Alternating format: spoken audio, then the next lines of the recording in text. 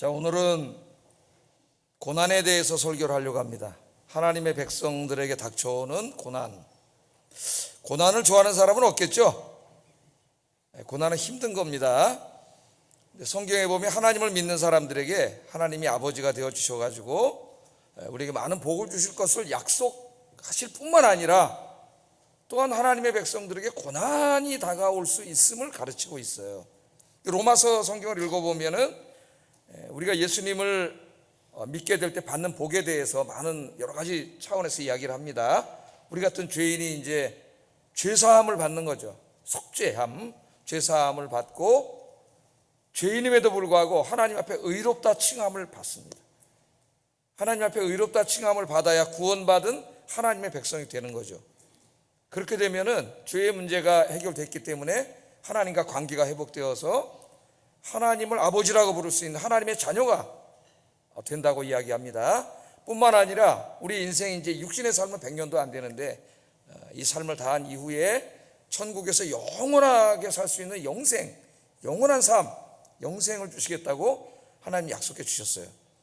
그러니까 이런 말씀들을 읽으면 예수 믿고 우리가 받을 영적인 육적인 복에 대해서 감사하게 되고 기대하게 되는데, 오늘 우리가 읽은 로마서 5장 3절 5절에서는 이러한 축복들만 얘기하는 게 아니라 하나님을 아버지로 모시고 사는 하나님의 자녀들에게도 고난이 올 수 있음을 이야기합니다. 자, 먼저 우리가 한번 로마서 8장 15절을 한번 읽어보겠습니다. 시작.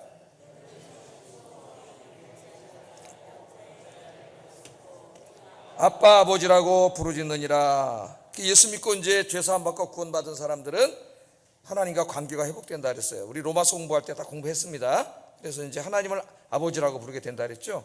원래는 모든 인간이 다 하나님의 자녀예요. 하나님이 낳으셨기 때문에. 하나님 창조하셨죠. 근데 인간이 죄를 짓고 타락하면서 하나님을 떠나서 하나님과 이 부자 관계가 깨졌어요. 하나님이 깬 게 아니라 인간이 깬 거죠.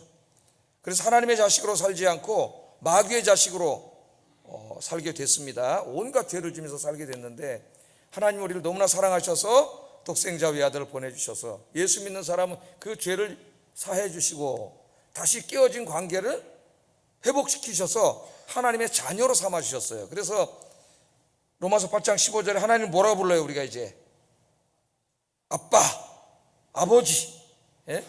원래는 아빠 파테르, 아빠는 이제 아람어고 파테르는 헬라 말인데 같은 말이에요. 아버지라고 부른다. 아버지라고 부른다. 자, 이것은 신구약 성경 66권에 하나님이 우리의 아버지 되어주심은 굉장히 중요한 주제입니다. 언약 신학의 핵심이 뭐냐면 하나님이 우리 아버지 되어주심, 우리는 하나님의 자녀됨이에요. 자, 하나님이 우리의 아버지 되어주셨다고 하는 것은 어떤 의미가 있냐면은 하나님이 앞으로 우리에게 아버지 역할을 해주시겠다는 거예요. 아버지로서 역할을 해주시겠다는 거죠. 그러니까 우리의 인생길을 선한 길로 인도해 주시고 온갖 위험으로부터 우리를 지켜주시고 우리의 필요한 것들을 하나님이 다 일용할 양식을 공급해 주시고 우리가 아프고 힘들 때는 치료해 주시고, 그러니까 아버지로서의 역할을 해 주시겠다는 겁니다. 이 복을 약속받은 거예요.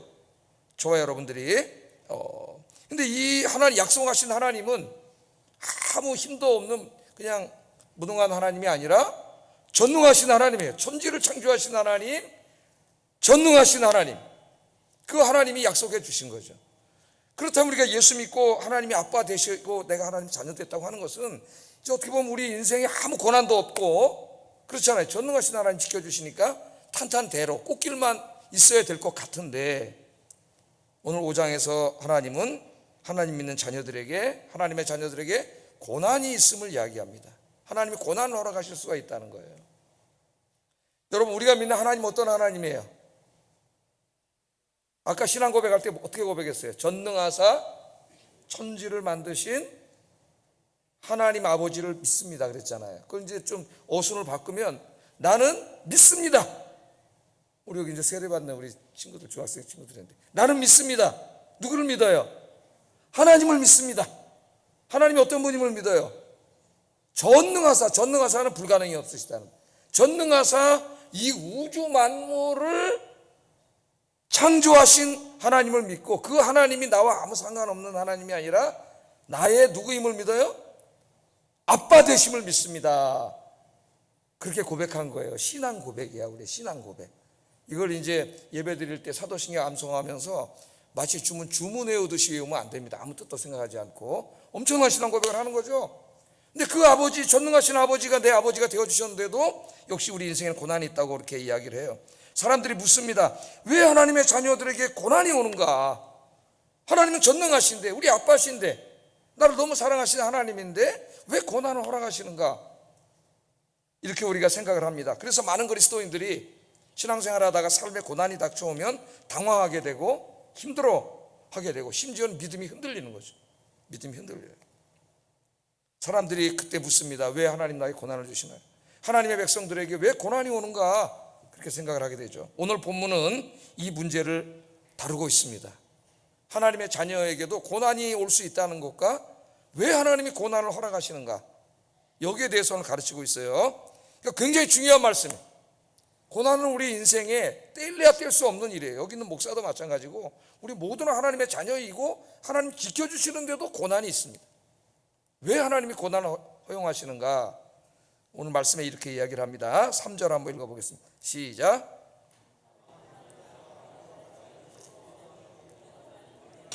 인내는 연단은 소망을 이루는 줄을 알미로다.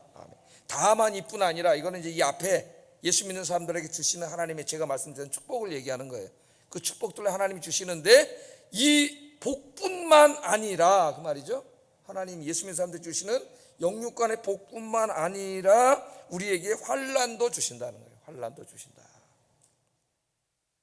많은 사람들이 고난을 당할 때 굉장히 힘들어하는데, 뭐 누구나 힘들죠, 고난 속에서는. 근데 정말 힘든 거는 고난 그 자체가 아니라 그 고난의 의미를 찾지 못할 때라 그래요.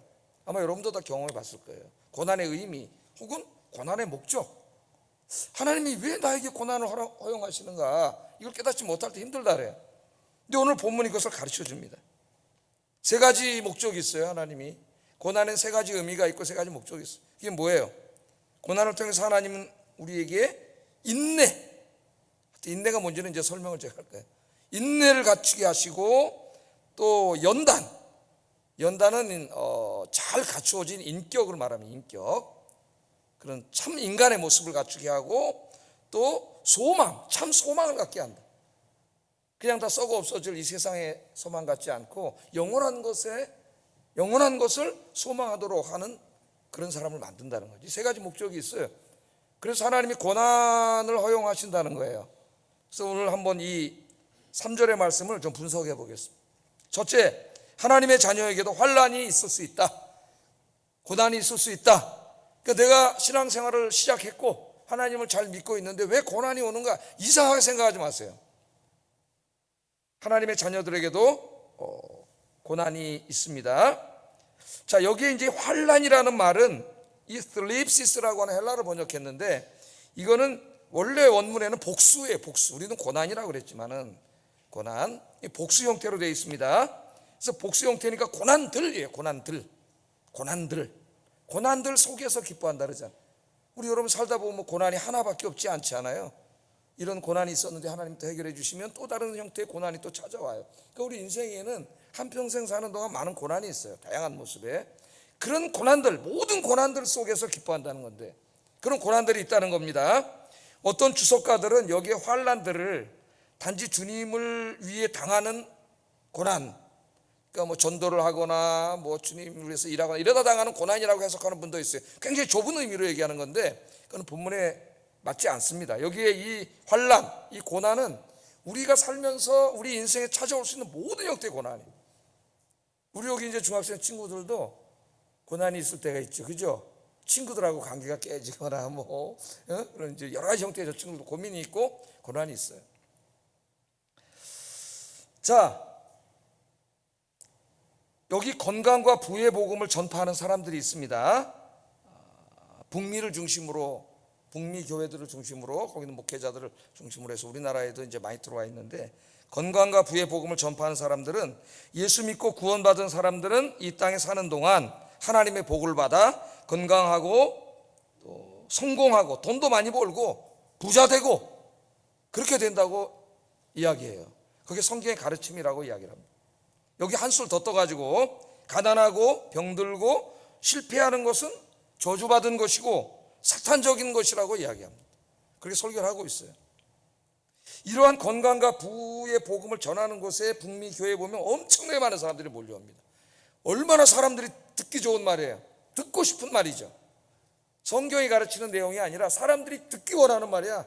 예수님 믿고 영혼이 잘 되고 범사에 잘 되고 돈 많이 벌고 건강하고 성공하고 출세하고, 그렇게 된다는데 얼마나 듣고 싶은 얘기예요. 그 얘기 들으려고 점쟁이 찾아다니는데, 사람들이 점쟁이가 그 얘기할 때까지 찾아다니잖아요. 어떤 사람이 10번 20번 찾아다니는데 그 얘기 들을 때까지. 그 얘기 들으면 위로가 된다 그러잖아요. 위로가. 예? 여러분, 정말 예수 믿고 죄 사함 받고 이렇게 된 사람들은 다 구원받은 사람들이, 건강하고 하는 일마다 잘 되고 번창하고 성공할까요? 병들고 실패하고 가난한 것은 다 저주받은 것일까요? 그것이 성경의 가르침일까요? 바울은 이러한 건강과 부의 복음이 얼마나 비성경적이고 미신적인 것인가를 보여줘요. 여러분, 만일 고난이 하나님의 저주를 받은 결과라고 한다면은 사도 바울은 저주받은 사람이에요. 그 사람은 뭐 육신의 가시, 평생 고쳐지지 않는 병도 있고 엄청나게 많은 고난을 당했죠. 예? 바울은 오늘 성경에서 구원받아 하나님의 자녀들이 된 사람에게도 고난이 있다고 말합니다. 그래서 오늘 로마서 5장 굉장히 중요한 말씀이에요. 하나님은 하나님의 자녀들에게 이 땅에 사는 동안 아버지 역할을 해주셔서 많은 복을 주셔요. 맞습니다. 그러나 복만 주시는 게 아니라 때로는 고난도 허락하신다는, 고난도. 성경을 읽어보면요, 성경의 위대한 신앙인들 중에 고난이 없었던 사람은 단 한 사람도 없습니다. 예수님도 포함해서. 아브라함도 모세도 다윗도 로마서를 쓰고 있는 바울 자신도 수많은 고난을 겪었죠. 우리 사무엘하 공부하면서 다윗이 겪은 고난을 공부하고 있습니다. 그런데 하나님이 다윗을 향하여 내 마음에 가장 합한 자라고 얘기하셨지만, 다윗의 인생, 다윗만큼 고난이 많은 사람도 없어요. 다윗을 하나님이 기뻐하시는 수준의 큰 사람으로 쓰시기 위해서 하나님이 이제 계속 고난으로 그를 연단시키신 거죠. 바울 자신이 그런 사람입니다. 바울은 누구보다도 하나님을 경외하는 사람이었지만 그의 삶엔 고난이 많아요. 집에 가셔서 고린도전서 11장을 읽어보세요. 1장, 11장. 자기가 주님을 섬기면서 당한 엄청나게 많은 고난에 대해서 이야기합니다. 자, 많은 고난이 있었습니다. 자기 자신이 고난을 겪으면서 중요한 걸 깨달았어요. 이 고난의 의미가 있는 거죠. 무의미한 고난이 아니에요. 고난에는 의미가 있어요. 하나님의 자녀들이 당하는 모든 고난에는 의미가 있습니다. 그리고 거기에는 고난을 허락하신 하나님의 목적이 있어요. 목적이. 그게 뭔가는 잠시 후에 좀 살펴보겠습니다. 하여튼 그 하나님의 의미, 하나님이 주신 고난의 의미와 목적을 알기 때문에 사도 바울은 어때요? 이 고난 중에 기뻐할 수 있다고 이야기합니다. 그 의미를 모르는 사람은 기뻐할 수 없어요. 그래서 이 바울 당시의 로마인들, 헬라인들은 고난을 제일 저주스러운 것으로 여겼어요. 그런데 오늘 사도 바울은 굉장히 역설적인 이야기를 합니다. 고난이 힘 안 들다는 게 아니에요. 힘이 들지만 그 안에 엄청나게 놀라운 의미와 목적이 있는 거죠. 그래서 그 다음에 이야기하는 게 우리가 환난 중에 기뻐합니다. 우리는 바울 자신만이 아니라 모든 그리스도인들, 저와 여러분 다 말하는 환난 중에 기뻐합니다. 어떻게 환난 중에 인간이 기뻐할 수 있는가? 어떻게 삶에 고난이 닥쳐왔는데 그래서 너무 고통스러운데 너무 힘든데 어떻게 기뻐할 수 있는가? 말씀을 잘 보세요, 여러분. 혼돈하시면 안 됩니다. 그리스도인들이 고난 그 자체를 기뻐한다는 말이 아니에요. 고난 자체를 기뻐한다는 말이 아니에요. 고난 자체를 기뻐해?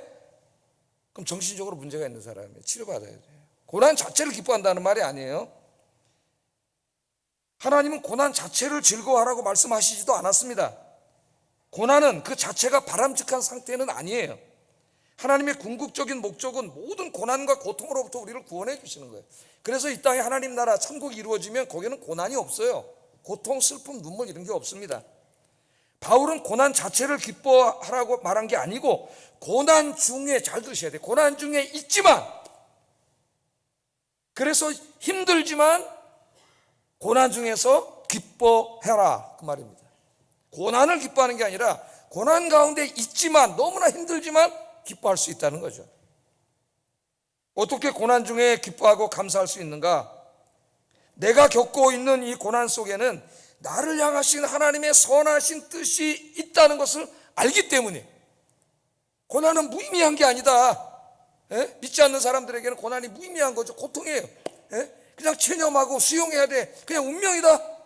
안 믿는 사람들은 운명론이잖아요. 그냥 운명이야. 받아들여야 돼. 어쩔 수 없는 거야. 천만의 말씀.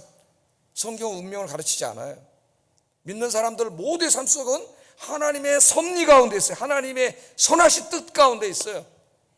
여러분의 인생에 일어나는 모든 일에는 무의미한 일은 없습니다.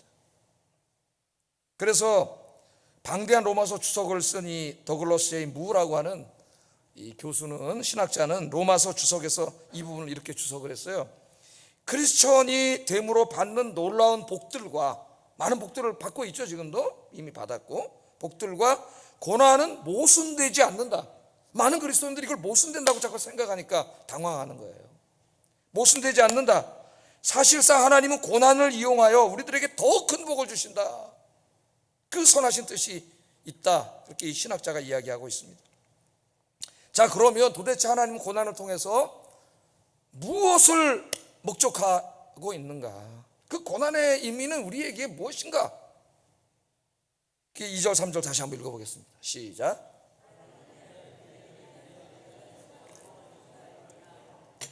여기 보면 세 가지, 아까 서론에서 말씀드린 세 가지를 얘기하죠. 인내, 연단, 소망.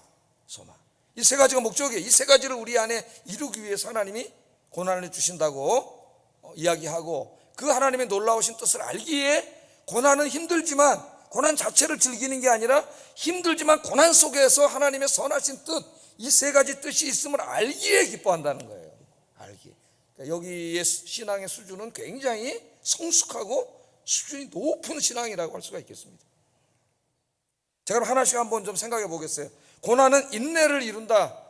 고난은 인내를 이룬다. 하나님 고난을 통해서 우리 안에 인내를 이룬다, 이렇게 말합니다. 여기 인내는 참고 견뎌내는 힘, 참고 견뎌내는 힘이에요. 신약 성경에 이 단어가 32번 나옵니다. 굉장히 많이 나오는 거죠. 그러니까 우리의 신앙생활에서 우리가 꼭 갖추어야 할 매우 중요한 신앙의 미덕이 인내예요. 인내. 우리는 예수님을 믿고 천국에 가는 게 아닙니다. 믿은 이후에도 상당히 많은 시간을 이 땅에 살면서 신앙생활을 해야 돼요. 신앙생활은, 그래서 성경은 마라톤과 같다 그랬어요. 마라톤에다 비유를 합니다. 마라톤 선수들이 몇 킬로 뛰어요? 42.19km 뛰지. 42.19km를 완주하려면은 인내와 끈기가 있어야 돼. 근력과 체력과 플러스 인내와 끈기가 있어야 돼. 그래서 이 마라톤 코치들이, 선수들이 이 42.195를 완주하게 하기 위해서는 매일 훈련을 시켜야 되는 거죠. 아무리 그 재능이 있어도 이 훈련을 해가지고 끈기와 인내, 이 근력을 갖지 못하면 이 42.195를 완주할 수 없습니다. 그런데 그 훈련은 힘든 거예요. 고난이 힘들듯이 훈련은 힘든 거예요. 그러나 그 훈련을 마치지 못한 선수는 풀코스를 뛸 수가 없어요. 그만한 끈기와 인내, 그런 믿음의 힘을 가질 수 없습니다. 이 고난은 마라톤 선수를 훈련시키는 코치의 훈련과 같아요. 하나님 훈련이에요. 훈련. 인내를 그런 의미에서 영적인 근육이라고 할 수도 있겠어요. 근력을 키워야 되잖아요, 여러분. 아파서 병실에 누워있고 자꾸 누워있으면은 다리가 약해지고 근육이 다 풀려가지고 나중에 못 일어나요. 못 걸어 다녀요. 근력이 풀려. 그래서 자꾸 운동을 해서 근력을 키워야 돼. 근력을.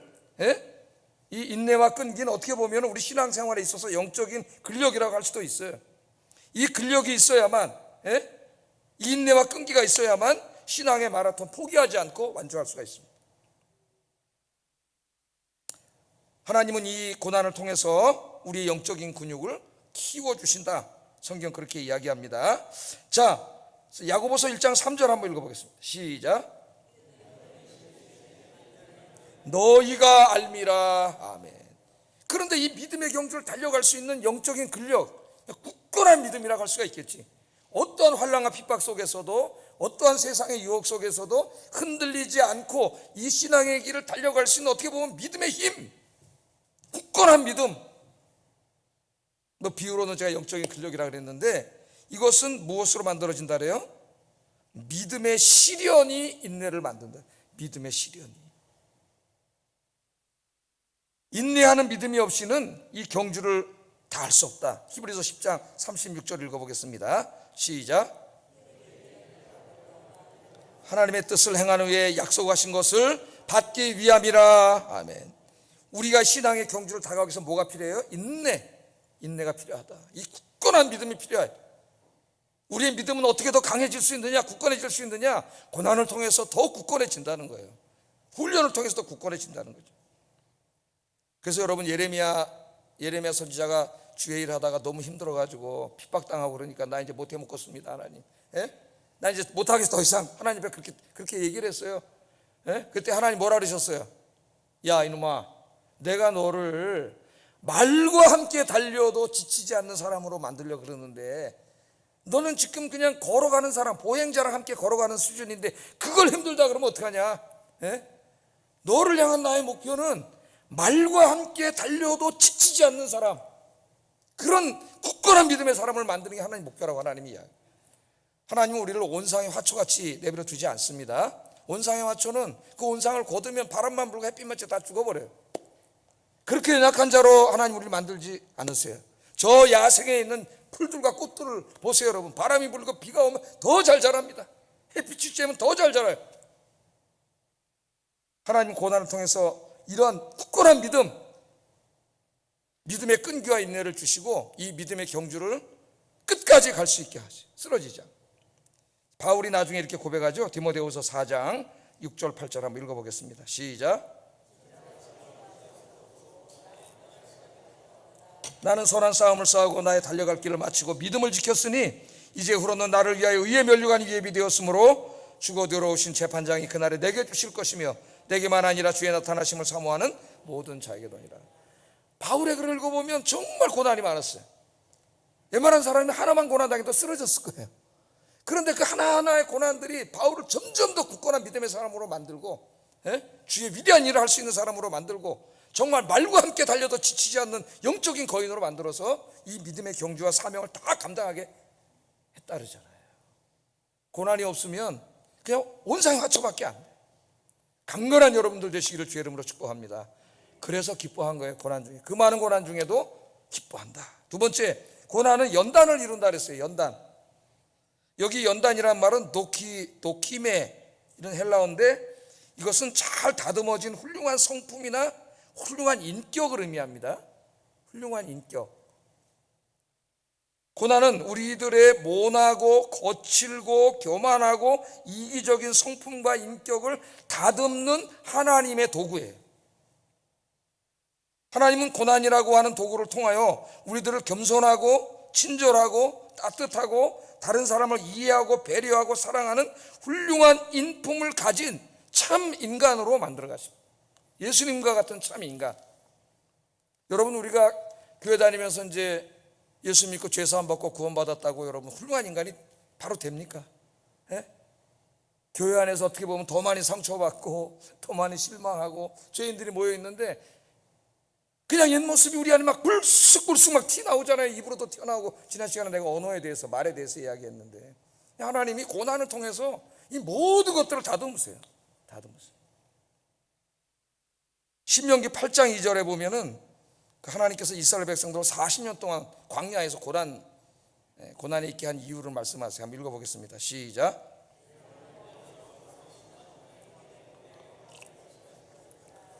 이는 너를 낮추시며. 이스라엘 백성들 여러분 요새 우리 새벽기도 때 민수기 공부하고 있죠. 레위기, 출애굽기, 레위기, 민수기 공부하고 있는데 얼마나 교만합니까? 얼마나 불신앙적입니까? 이 사람들이. 하나님이 너희가 나를 10번이나 10번이나 불신앙을 했다고 하나님 다 세고 계셨어요. 10번이나.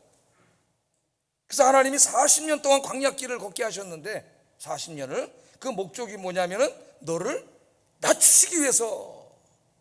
여기 낮춘다 그 말은 그냥 우리가 쉽게 이해하면 겸손하다 그 말이죠. 겸손. 이 겸손하다고 하는 이 말에 자기의 나기를 낮추는 그 사람의 인격 속에 모든 게 사실은 다 들어가 있는 거예요.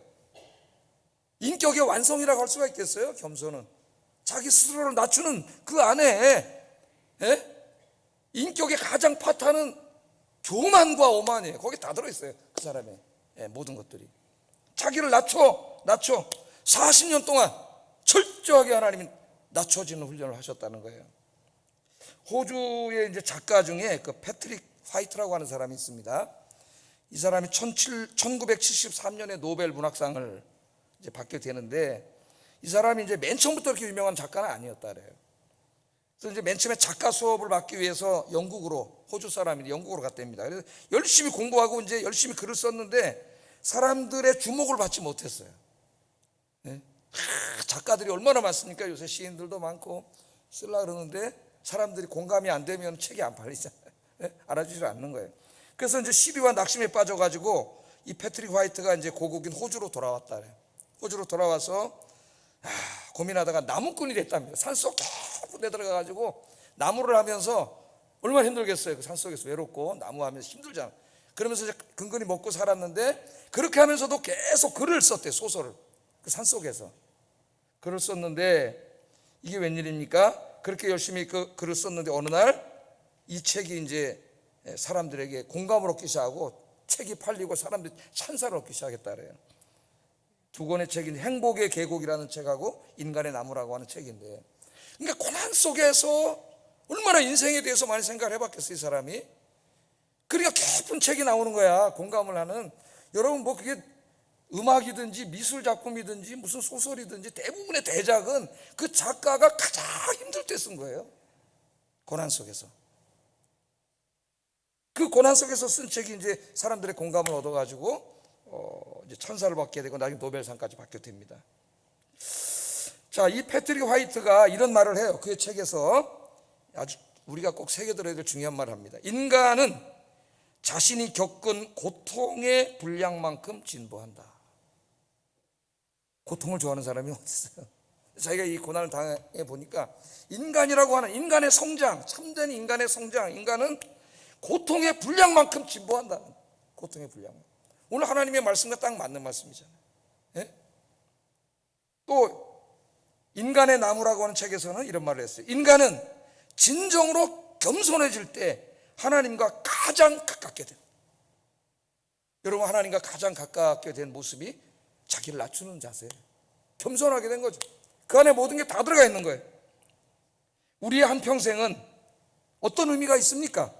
우리가 도덕적으로 인격적으로 하나님의 성품을 닮아 참 인간의 모습으로 변화되어지고 성숙해져가는 긴 과정이에요. 여러분의 인생이 예수 믿고 구원받아서 주님 앞에 갈 때까지, 죽을 때까지 이 인생의 여정의 의미가 뭐예요?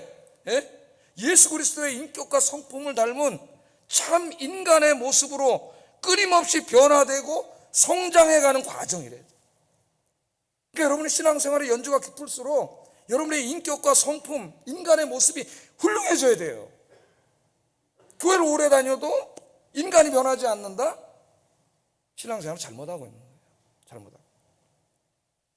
하나님께서는 고난을 통해서 교만한 우리를 겸손하게 만드시고 나밖에 모르던 이기적인 나를 다른 사람을 이해하려고 노력하고 배려하려고 힘쓰는 참 인간으로 만드신다. 제가 저를 경험해 봐도요, 고난만큼 참된 인간을 만드는데 유익한 도구가 없어요. 하나님 제 인생에도 고난을 주실 때 첫째, 낮아지게 하더라고요. 겸손하게 만들더라고요. 오만 불손하다가 겸손하게 만들고 그 속에서 모든 힘든 사람, 고난당하는 사람, 아픈 사람 다 바라보고 이해하게 만들더라고요. 이래서 하나님 고난을 주셨구나, 그런 생각이 들어요. 고난에는 이 놀라운 의미가 있습니다.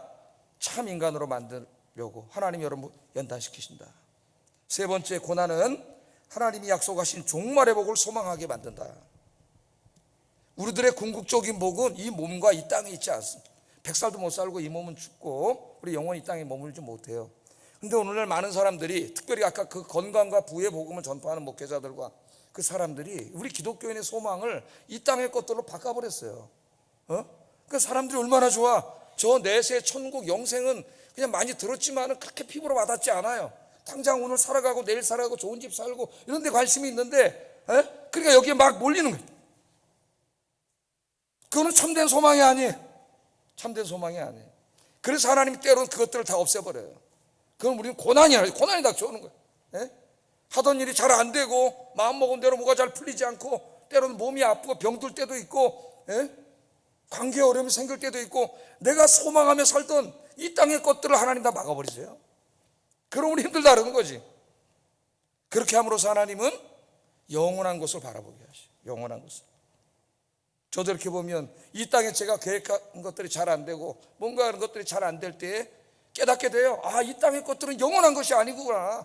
내가 이 쓸데없는 것에 관심을 갖고 사는구나. 제가 새벽 기도 때도 얘기했지만은 김수미라고 하는 탤런트가 나와가지고 할머니인데 그러잖아요. 자기가 이제 교회 다니는데 막 그분이 음식 만들어서 다 주는 걸로 유명합니다. 다 나눠주고 그런 걸로 유명한데, 그렇게 살게 된 동기가 어디 있었냐면 어느 날 스티브 잡스가 죽으면서 쓴 자서전, 죽으면서 이제 애플을 만든 스티브 잡스가 죽으면서 쓴 자서전, 그 내용을 읽다가 보니까 거기에 그런 내용이 있대잖아요. 그 만년필로 쓰면서 내가 이 만년필 하나도 가져갈 수 없구나. 그렇죠? 이제 좀 있으면 죽는데, 돈이 수조 원 있는데 그거 있으면 뭐예요? 죽는데 무슨 의미가 있어요 그게? 자기가 너무 아끼던 이 만년필 하나도 가져갈 수 없는 게 인생인데 내가 인생을 참 잘못 살았다. 그 글을 읽고 이분이 머리를 딱 한 대 맞지. 하나님 깨닫게. 그 다음부터 이제 자기 혼자 살지 않고 만들어 다 주는 거야. 거기야 같이 있게 사는 거죠. 고난을 통해서 하나님 우리의 믿음을 더 굳건하게 만드셔서 참된 것을 소망하게도 하시고, 실패를 통하여 이 땅에 소망 두지 않고 하나님 나라를 소망하게 하세요. 때로는 우리 몸이 아픕니다. 이 몸이 천년 만년 살 줄 알았는데 막 몸이 아파 병들고 내가 이러다 죽을 수도 있겠다는 생각이 들어요. 힘들어요. 그 고난을 통해서 뭘 깨닫게 하십니까? 이 몸이 영원한 게 아니지. 영생이 있지. 하나님이 주신 부활과 영생, 궁극적인 것들을 소망하게 하나님 만드신 거죠. 이게 계속 건강하고 세상이 잘 되면은요, 사람은 어리석어서 그게 하나님이 돼요. 그것만 바라봐요. 잘 되고 있는, 돈 많이 벌고 있는 그것들, 나를 기분 좋게 해주는 그것들만 쳐다보고 하나님은 바라보지도 않아요. 그냥 하나님이 고난을 확 주셔. 고난을 통해서 이것들이 영원하지 않다는 걸 깨닫게 하시고 영원한 하나님 나라에 소망 갖게 하셔요. 그래서 여러분 언제 제일 천국 소망 되시던가요? 제가 경험해 보니까요, 고난당할 때더라고. 고난당할 때.